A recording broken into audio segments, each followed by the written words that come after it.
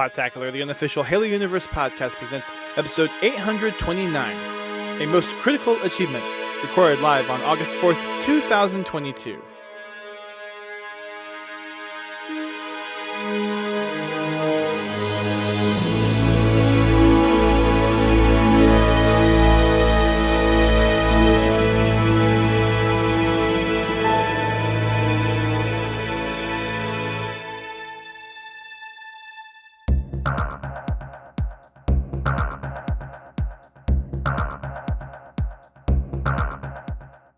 Hello everyone, welcome to Podtacular, the unofficial Halo Universe podcast. I am one of your co-hosts, Duststorm. I'm your other co-host, Godzilla T. And it is time to talk about someone actually beating Moist Critical's challenge. We've got somebody is $20,000 richer. That's right. Minus taxes. Well, probably subsidized by all the Twitch subscribers and donations that this individual got as well. Yada, yada, yada. We've got a new book coming out next week. I will tell you this. This is impressive. Yeah. This is, we'll get into the details here in a minute, but yeah, this is unprecedented and it's heck impressive. We've got a book coming out next week. We've got finally another HCS event happening this weekend as well. Lots of little things happening in the Halo universe. There's the confirmation of the next drop pod coming into Halo Infinite. It's supposed to be coming here pretty soon, according to community management at 343. So we'll get into all that in just a minute. But first, as always, we've got our Podtacular community update to go through. So GT, I've been gone a couple weeks, but how have things gone? Gone all right. We been playing Infinite. Good. And I actually, this last week we played a lot of Fiesta. And out of the whole night, I had 2 awesome plays. Nice. I actually got a kill with a shock rifle. Shocking, you know? Of course. All right. And I got a no-scope on a dude with a sword. Nice.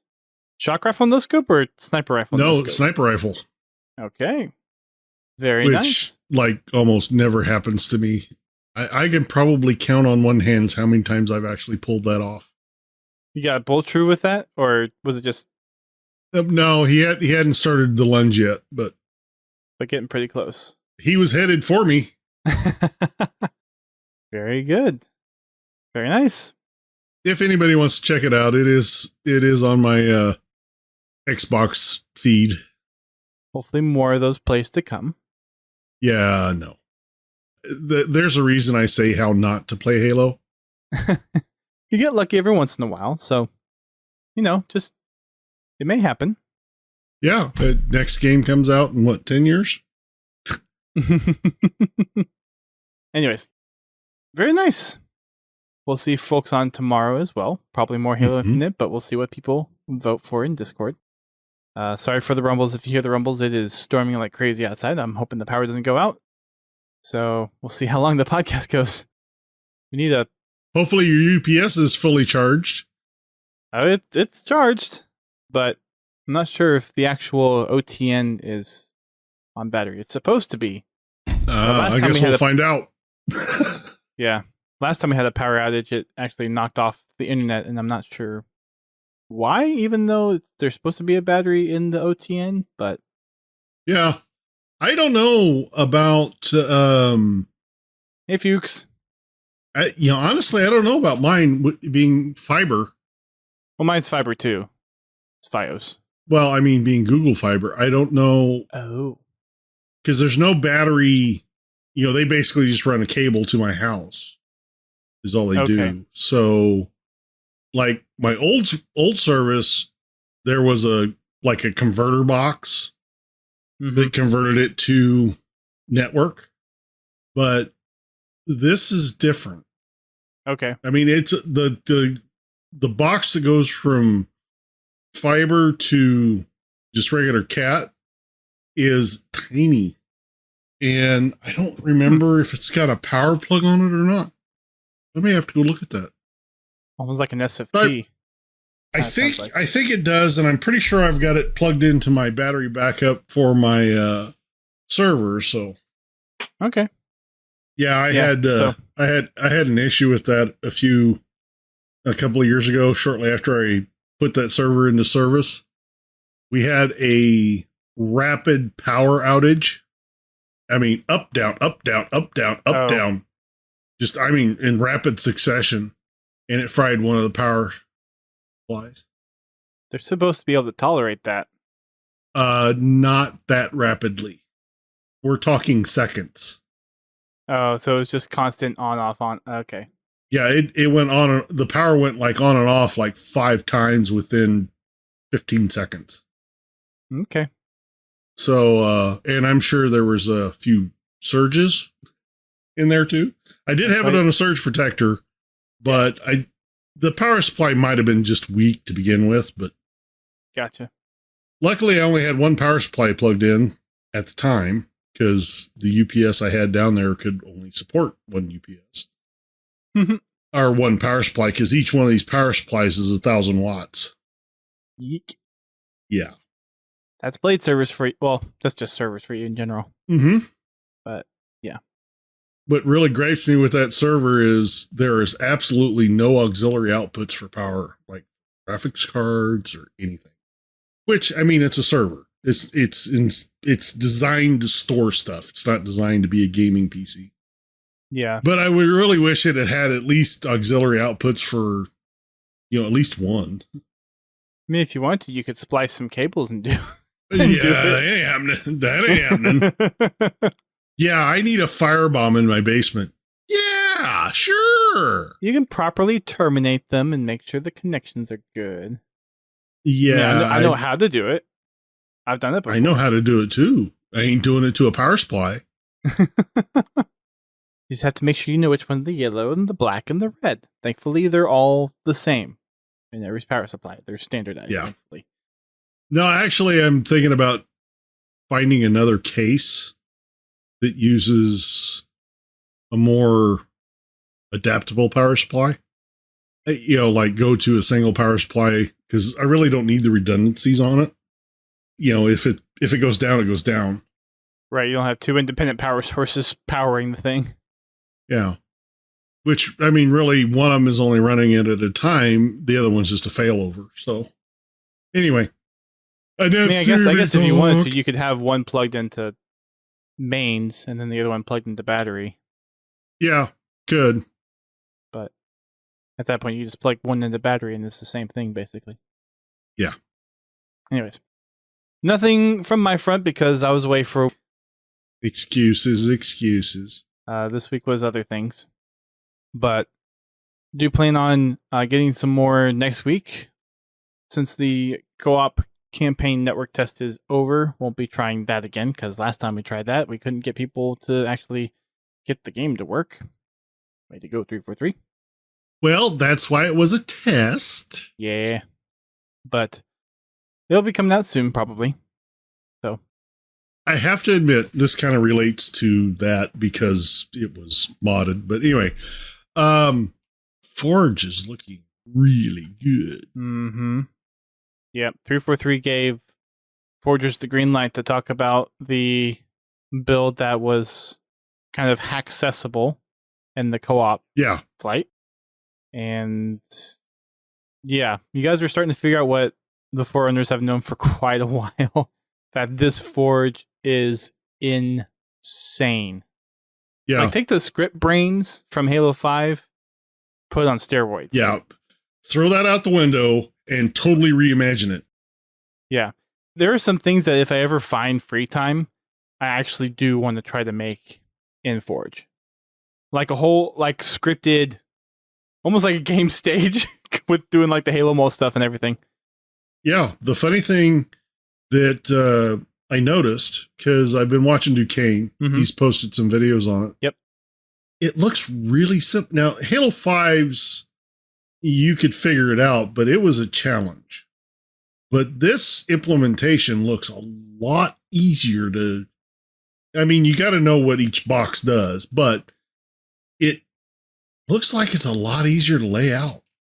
It's a graphical interface for basic input-output logic. And there's another game, I don't think it's Roblox, but there was another game that had this. There's a specific term for the type of interface that Halo Infinite's using with regards, and it's used a lot in kind of like the early on, like elementary school style learning how to code. Well, honestly, it's also a lot like, and I know not everybody's going to relate to this. In DaVinci Resolve, their Fusion page, it's the same damn thing. Yeah. Point this input to this output based on conditions. Like it's a very strong interface. It's basic logic. Node based. There it is. Node editor. Thank you, Fuchs. Yes, node editor. Not to be confused with the node JavaScript library, but you have your node blocks and they have inputs and outputs and conditions and everything like that. But it's a very simple display doing kind of basic level programming and on an interface that uses this. It's very, very powerful. It's a very powerful interface. But yeah, it simplifies coding. It makes it really easy to pick up and really easy to find the way objects interact with each other on a node level.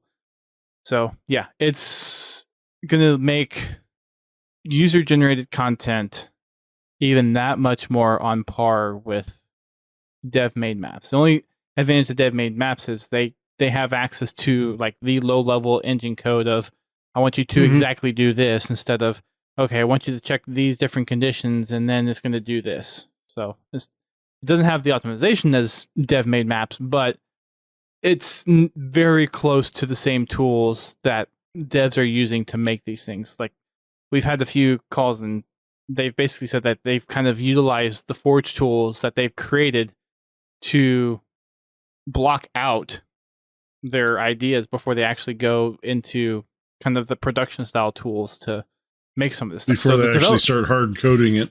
Yeah, so developers have been using these tools that we are now seeing in the public for the first time. They're that dang powerful. I tell you what, from what I've seen so far, I'm really impressed. And it seems very noob friendly. Yes. Yep. But it has enough details in there for the experienced forger to really go freaking nuts. Yep. Duquesne showed off just a racetrack that he built in a couple of hours. Unfortunately, he was unable to save it because the game crashed. But it was great. I don't think you could save anything in the build. I think that was one thing I saw. People weren't able to save anything. Yeah. Right. So. Well, I think you could save it between sessions. You just couldn't like export it and save it as a actual game type. Oh, okay. You could save progress. You just couldn't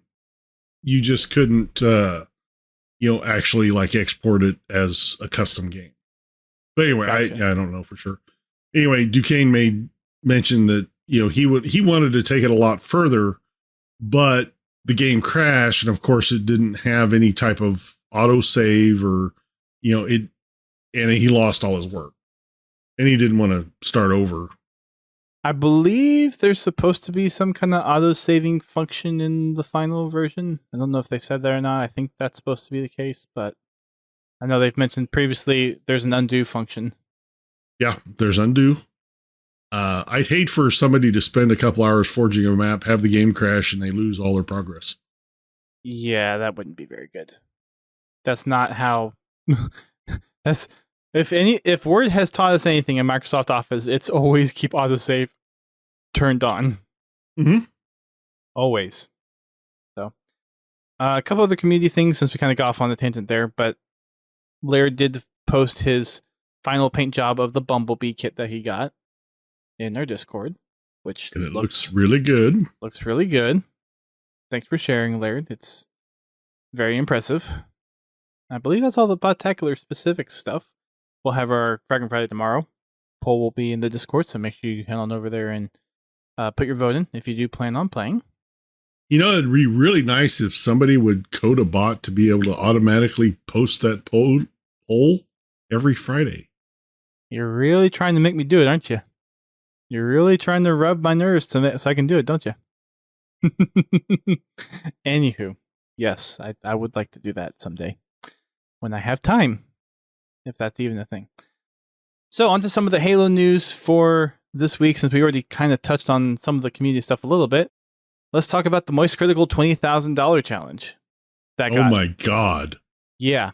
So Moist Critical, popular streamer, YouTuber, for those who may not know who he is. I didn't until yesterday. I mean, we did talk about the challenge on... Well, I knew about the challenge. I didn't know about him. Gotcha.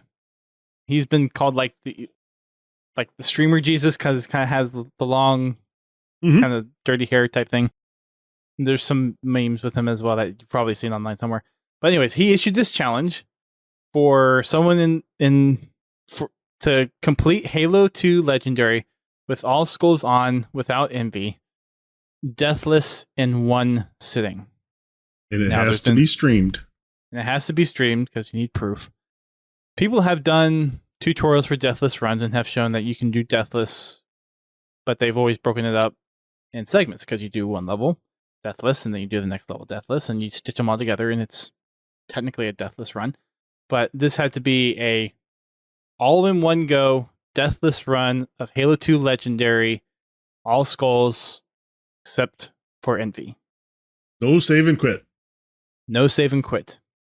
So this challenge was out there for 40 days and someone finally broke through and completed it yesterday. A streamer by the name of JerValiN took about just shy of, or just a little bit longer than 6.5 hours to complete it, and has claimed the title of this insane challenge. Well, there's a couple of things in this run that haven't really been done before. Not on Lasso, at least. Yeah, so there was a whole Discord that apparently Moist Critical set up for not just like people that have been traditionally in the Halo community, but there's been new folks in there, and Moist Critical actually put a YouTube video out. There was someone who got the fourth furthest away who had never touched Halo before and managed to just absorb all the Halo strats that were being shared in this Discord server and managed to get fourth place. Someone who's never touched Halo before got fourth. Well, they have a lot of inherent skill to begin with. Sure. But Halo Completionists and Mr. Monopoly kind of got honorable mentions. They got up there in some of the levels as well. I think Halo Completionists made about halfway through the campaign. But a lot of people got stuck at Gravemind. Gravemind being the hardest mission on Halo 2. Halo 2 being the most brutal campaign in the Halo franchise. And then, of course, you have all of the difficulty multiplier schools on without envy, because envy gives Master Chief the invisibility instead of the flashlight. So it's kind of a buff instead of a hindrance. So yeah, the hardest way to play Halo 2, and JerValiN did it. Not to take anything away from Gravemind, but the bulk of people were having trouble just getting out of Cairo Station. Yes. That mission is a pain. The very first level in the game. Just give you an idea how, if you don't know Halo 2, that gives you an idea how tough this is. Cairo Station is the second hardest mission in Halo 2. And it's the very first mission in the game. And Mint Blitz makes it look easy. There are lots of shortcuts that were used. There were even new strats introduced during this challenge. Not necessarily brand new strats, but strats that were improved upon. And there were strats used that had deemed to be too risky. Right. And people managed to make it more repeatable and dependable. Like JerValiN, he used the flood bump on shoot, what was that level? Is that regret? No. No, not regret. I know which one you're talking about. Where you hit where the dreadnought's taken off. What yeah. I don't remember what the mission is called specifically at the moment. That's Gravemind. Okay. No, that's not Grave. That's not Gravemind.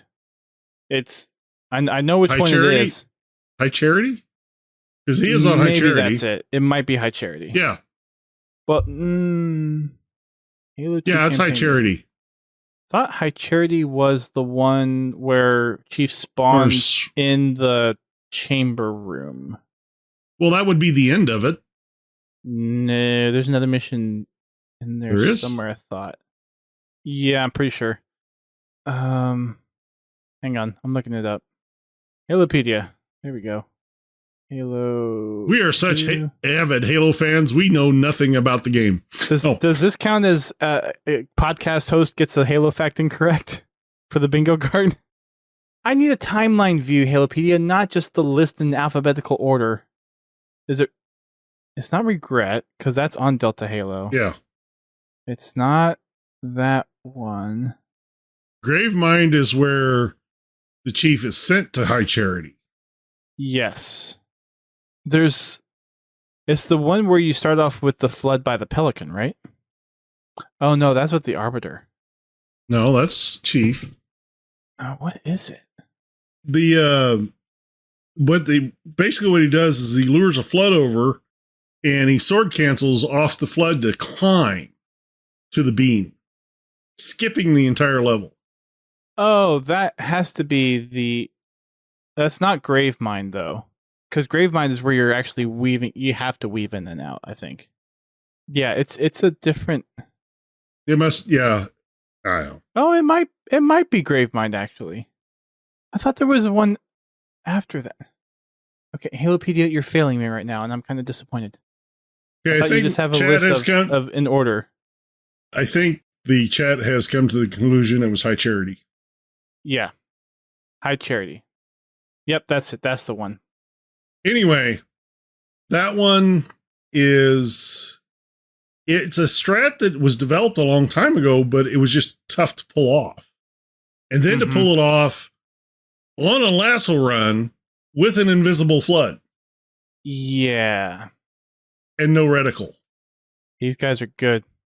They've got so much patience that I don't have.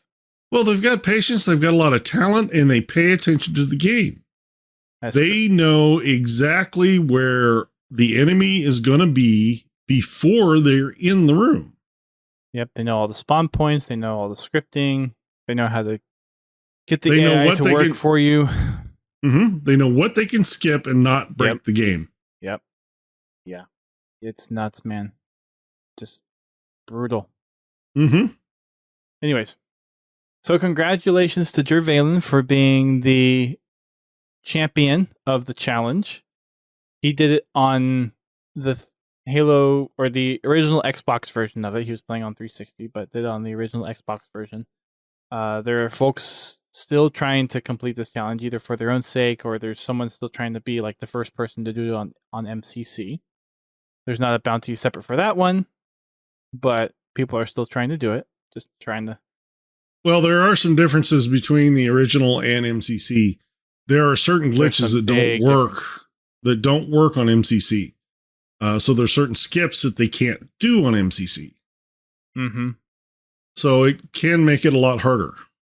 Yeah. There's some new glitches, but the ones from the original game are a little bit more reliable because the tick rate is a lot slower. It's literally double than what it is in MCC. Since MCC runs at 60 frame rate, the original runs at 30. Some pretty significant differences between the two. Moist Crickle in his video said JerValiN has a plan to do Lazo, Deathless, melees only. So with the Envy Skull, but melee showing only. what he did with everything else, I have no doubt that he can do it with melees. Because honestly, he's already done the bulk of it with melees. And because you have to melee to recharge your shields. Active camo, hide, wait. Active camo, hide, wait. Active camo, hide, wait. there's going to be a couple of those challenging parts where it's like, okay, the high charity chamber, when you get dropped off, camoing, getting a back smack, getting revealed, and then having to run. And then at the last part, we have to beat Tartarus. Like, you melee, you have to get up next to him and not get hit by his hammer. Yeah. Well, the nice thing is whenever Johnson takes his shields down, he does get stunned for a little bit. So that'll help. Yeah, for like maybe half a second, but true. You have to get that timing dang near perfect. But do the Spectre glitch and have multiple Johnsons shooting him. That is true. That is very true. It was cool to see his family come in and also celebrate once he completed the challenge as well. Well, it's a big deal. Someone pulling that off, I don't care who you are, that is a big deal. Mm-hmm. With or without the bounty. I believe Moist Critical said he went from about 2,400 followers on Twitch to like 44,000 and had an average view count starting off at like around 100 and went to over 1,000 concurrent viewers on Twitch. Yeah. That with like, I think 4,000 new subs, donations. Mm-hmm. This guy got more than just 20,000 from Moist Critical. He got like recognition. Oh, yeah. And I hope 343 does something special for him. Yeah. Like pay the bounty. Well, I mean, Moist Critical has the money to pay it, but yeah, some other memento. I should hope so if he puts the bounty out there. It's not Mr. Beast level, but it's kind of up there. So that was pretty impressive from this past week. I've only watched bits and pieces of the run. I don't know how much you've watched it all, GT, but I've watched some of the highlights. I haven't really scrubbed through the actual run. I've just looked through some of the things people have posted on it, the clips and whatnot. Yeah, it's I have no desire to even try that. I don't either. None at all. I will do the achievement for MCC, and that's it. Especially on OG Halo 2. Yeah. Low resolution, low frame rate. Take account that the controller is a tiny more sticky. I have to admit that when I'm getting ready to rearrange my area here to give me a little bit more room because I'm not a small guy. Anyway. He's a little scrunched in there, you know. Mm. Well, yeah. I mean, I got a desk here. I mean, I got plenty of room over here, but kind of to get the camera, I got to kind of squish. He's a little scrunched in, if you didn't tell. I'm thinking about actually setting up my original Xbox because I still have a capture card I believe I can capture with. Your original Xbox? Yeah, my original Xbox. Okay. And digging out my copies of Halo and Halo 2 original and playing through those. Maybe not on Legendary, but... Well, you wouldn't have to deal with the whole screen ghosting effect for Halo 2 if you use the original console versus... Yeah. But if they don't have the update too, then I'm not sure. Yeah, I've got the update. Okay. I don't even know how you would load it on. That's why, well, you can still get the update. You just have to, there are ways to do it. Yeah, okay. There are ways to do it to get it on there. But I've got two of them, and both of them have the latest version of Halo 2 on it. Because I was playing, up until my 360 launched, or up until 360, you were playing on them. Yeah. Yeah, I was playing on it. So anytime there was an update, it always got updated. Gotcha. And then also before they shut down the servers, I went through and made sure everything was up to date. So provided the hard drives haven't corrupted, which is entirely possible, they've been turned off for a while. Well, yeah. Well, one of them has been turned off since the 360 came out, since I got my 360, days before Halo 3 launched. So, 2007. Some of that older tech is hardy, though. It is. Like I said, as long as the drives haven't got corrupted, I should be fine. before companies My got biggest greedy and started making risky products that fail in 3 years. Yeah, my biggest worry is the capture card that I have is dead. I only have one capture card that can capture component. You can get component to HDMI adapters though for pretty cheap. Yeah, but I have the capture card. I really don't want to have to buy something else. But if the capture card's broken, you're going to have to buy some anyways. That doesn't mean I don't want to. And Just saying, dude. The component to HDMI adapters, they do work, but they kind of take away from it. And if you're capturing it, They just, anyway. You can still split the signal off to your TV and it's fine. I'm just hoping that the card I have works and then I don't have to worry about it. Fair enough. I want to try to preserve the authentic. Authenticity.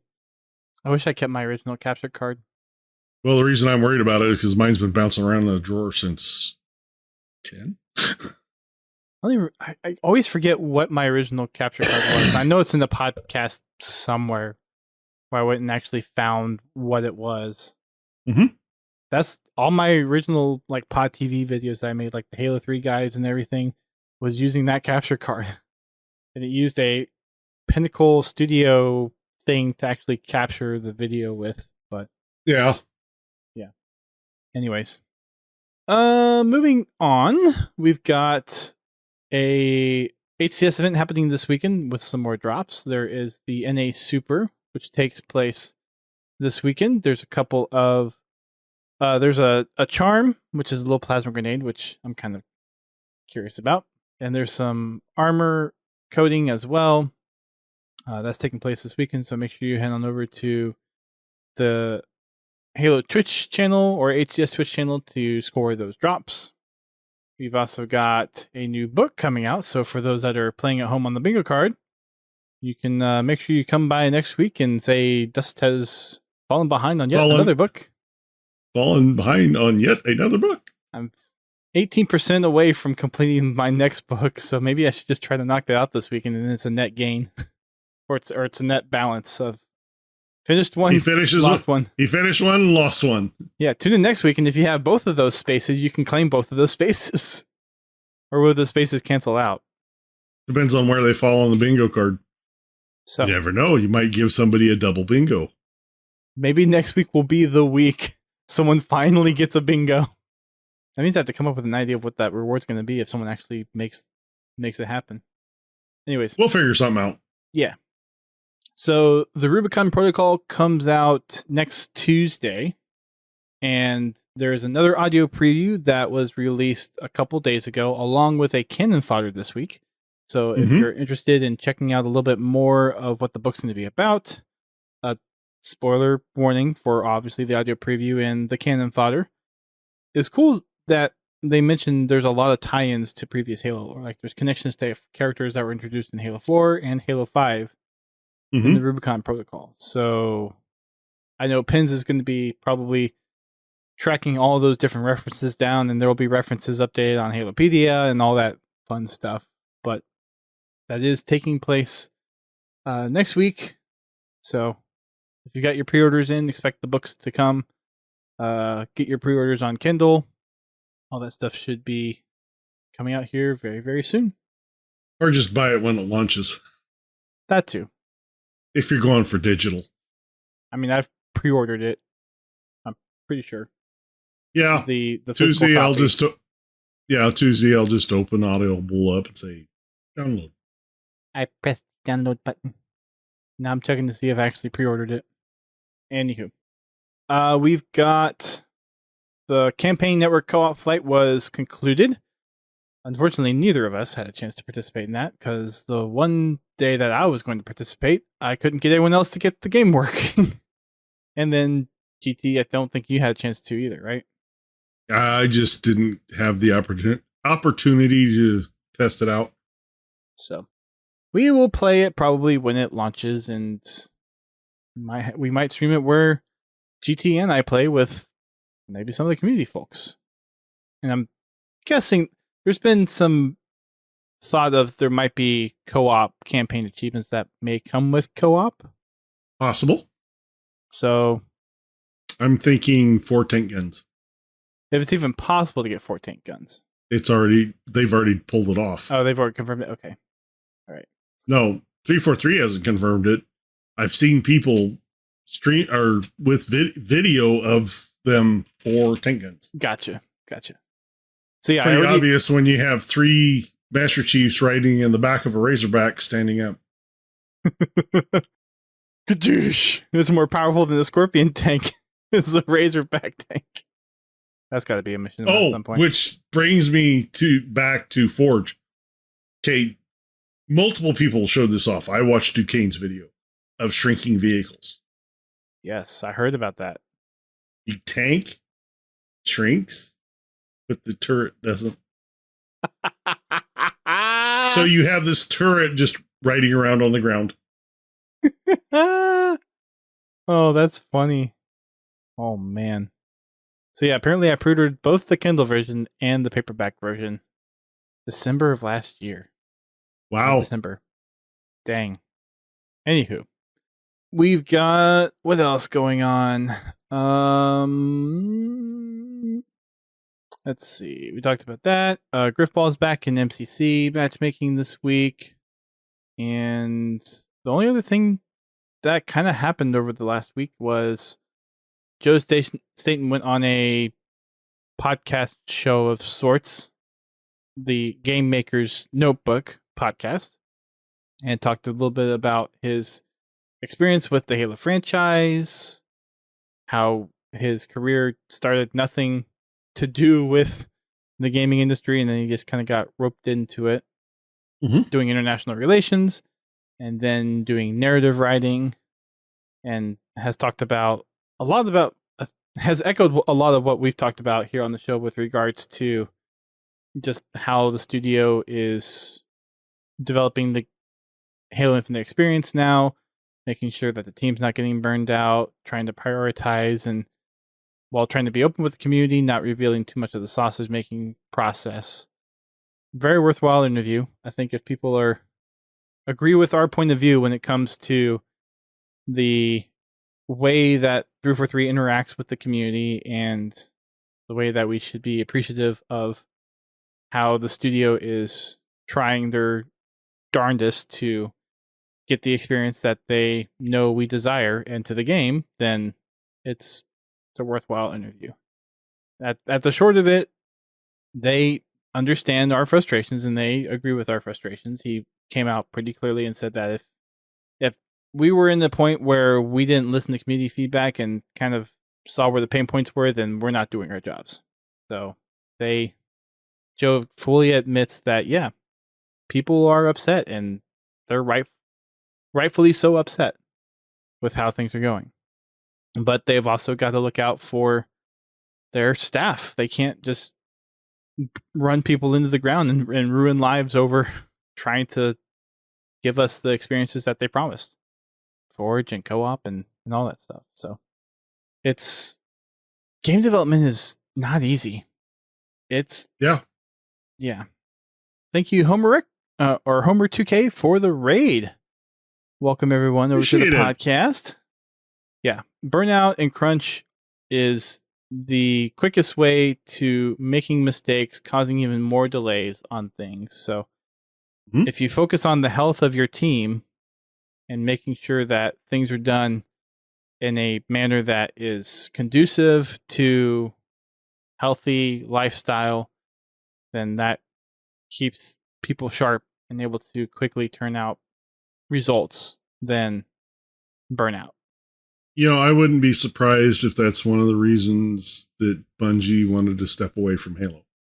I know there were other reasons, but the schedule because even with their current IP, that's something it's been there. Well, and some Halo of them have been vocal about. And Halo hasn't been the only. Sorry, go ahead. I was going to say that I'm not saying that Halo's the only one that ever goes through crunch, but to just repeatedly do it game after game. Because Halo 2 and Halo 3 both, they were hammered down, nose to the grindstone, 7 days a week through holidays to get them out on time. Yeah. So I can see where 343 would really like to avoid that. Well, and with AAA studios, you have stakeholders that demand results. And when you give them timelines, they want results by those timelines. Exactly. It's not just the studio dictating these things. It's also higher ups and seniors and executives and stockholders, stakeholders who push and influence this stuff. And studios have to fight back tooth and nail to get the breathing room that they need in order to do their jobs properly.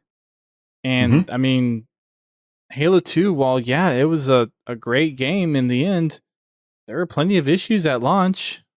Halo 3, we got a little bit more lucky without having as many issues, but there were still issues at launch with Halo 3. And people remember fondly the aftermath of it because thankfully there was enough of the game that it was groundbreaking enough to the point where, yeah, people still had a good time with it despite the issues.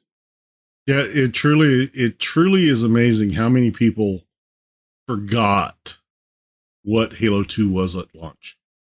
And not any fault of their own either, because Bungie did put even more blood, sweat, and tears into fixing the issues.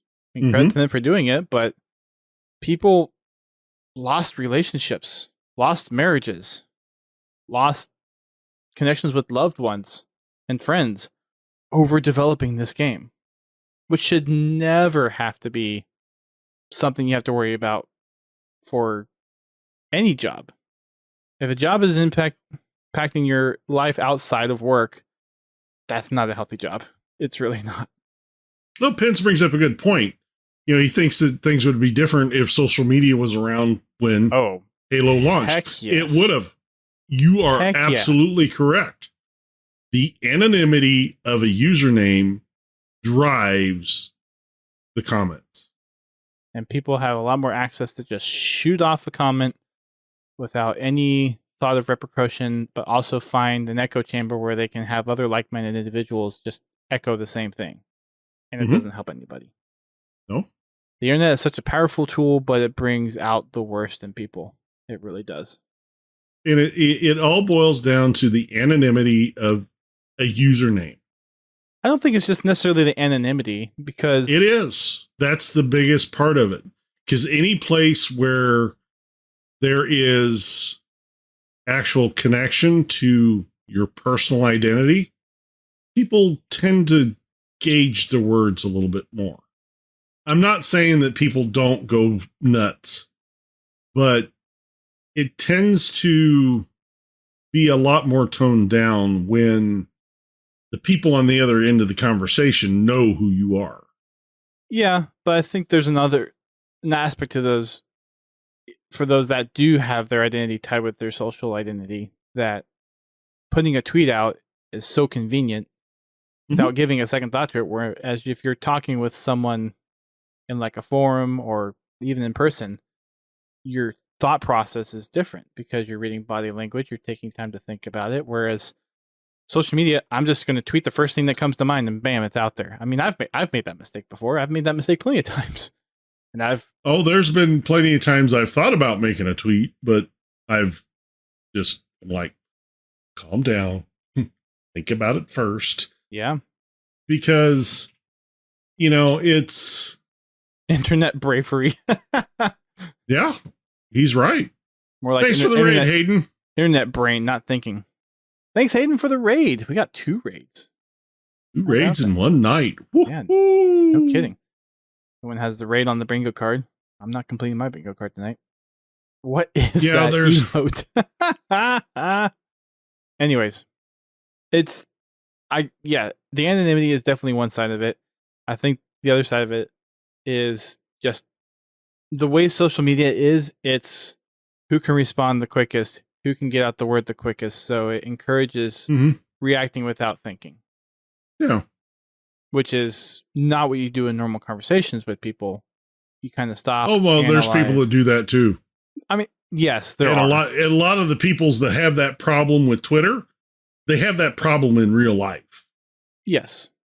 Reacting to part of a statement instead of waiting to hear the whole statement before they have made their judgment and voiced their opinion about it. Mm-hmm. So it's a give and take.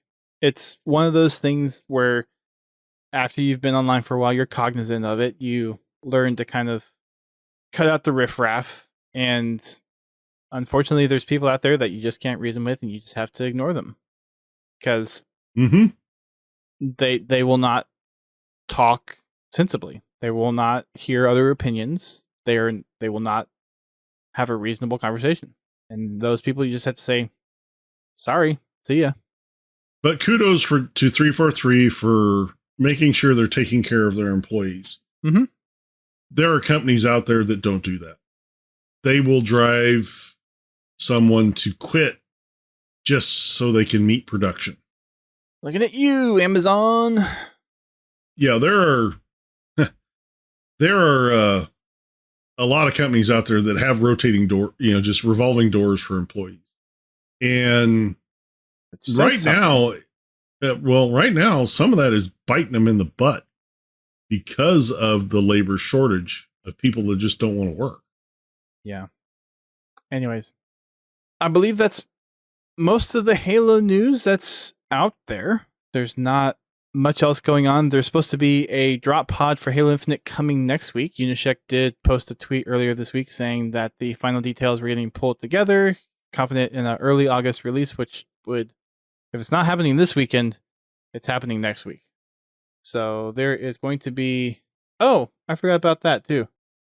Halo Waypoint announced Halo Gear Rewards, which is kind of like a subscription type thing, I believe. Thanks, Pens, for calling that out. But there's certain Halo products that you can buy on the Xbox store that will have rewards in game that you can get, like little unlocks.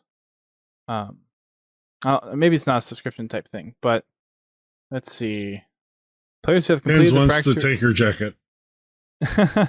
It's not particularly my style, but hey, if it works for you, then great. I love the inside design of the jacket, though. So let's see, a little blurb in here. Players who have completed the Fracture Entrenched event pass will need to log into Waypoint. Once logged in, they will automatically receive a unique code in the Waypoint notification system. There's a limit to 1 code per account. Okay, yeah, so basically you get a code from Halo gear that you purchase from the Xbox store, or the Xbox Gear Shop. And there's little unlocks that you can get in game. Too bad it doesn't work on past purchases, because I've purchased a lot. I'd buy more if they had something in my size. Yeah, talk to Tom French about that. Shouldn't be an issue. Tom is not exactly a small guy himself. I mean, John Friend. I said Tom French. John Friend. He's a tall guy. He's not a big guy necessarily. I'll put in a word for you. All right. I believe that's the end of all the news that we have. So thanks, Penn, for covering my butt there with that last thing that they did introduce.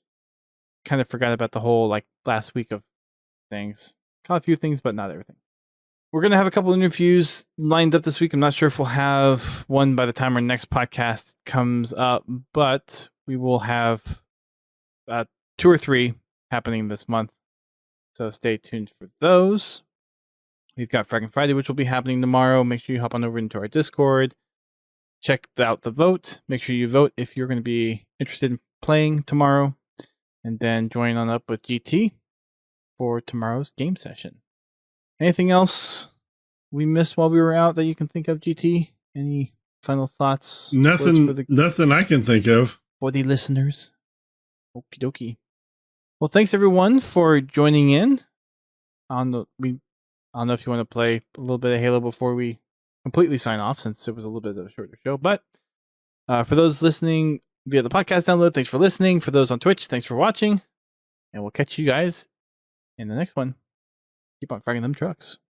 Thank you for listening to Podtacular, the unofficial Halo Universe podcast. You can find our podcast on your favorite podcasting service and listen to us live every Thursday night at 8:30 p.m. Eastern Time on Twitch. Check out our website, podtacular.com, and join the community on Discord at podtacular.com/discord. If you want to play Halo with us, come join us for Fraggin' Fridays at 8:30 p.m. Eastern Time and Achieving Halo on Mondays at 9:30 p.m. Eastern Time. You can find us on Twitter, Facebook, Instagram, and YouTube. Become a supporter of the show by sharing the show with your friends and family, or help keep the lights on by subscribing to us on Twitch, donating via PayPal, or becoming a patron alongside Confal, Pins Halo, and Prestige Ace. Until next time, keep on fragging trucks.